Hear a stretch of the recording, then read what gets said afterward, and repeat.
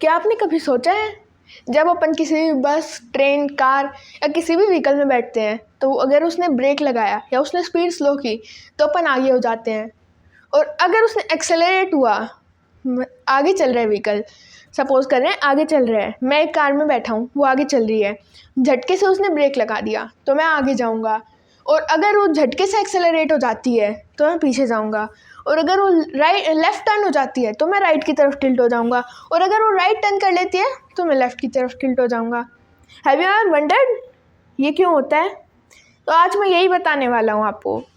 तो देखो, इस दुनिया का सबसे बड़ा कड़वा सच या मीठा सच, जो भी समझ सकते हो, हर ऑब्जेक्ट, मैं, आप, कैमरा, कर्टेन, सोफ़ा, बेड, कुछ भी, हर ऑब्जेक्ट बहुत आलसी होता है।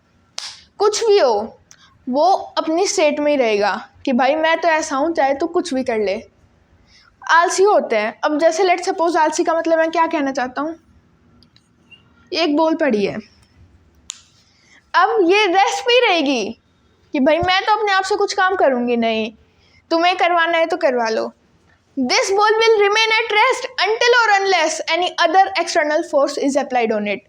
जब तक मैं इसको अपने पैर से किक नहीं कर देता तब तक ये रेस्ट पे ही रहेगी। और कोई भी हाथ से धक्का दे दिया और कोई भी फोर्स इसको मोशन करवाने पे मजबूर नहीं करता तब तक ये रेस्ट पे रहेगी।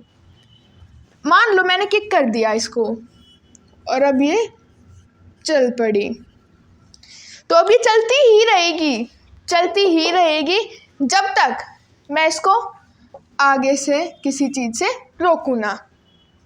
मान लो ये एक बॉल रखी है, अगर मैंने इसको धक्का दिया, ये चल पड़ी, ऐसे चल रही है, और अगर मैं इसको रोक दूं तो ही रुकेगी वरना नहीं रुकेगी।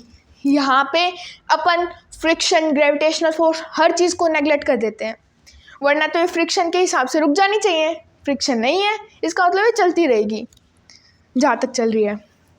अब मैं एक एक्सपेरिमेंट से आपको ये चीज़ एकदम क्लियर करा देता हूँ। नेक्स्ट पार्ट देखने के लिए चैनल को सब्सक्राइब करें।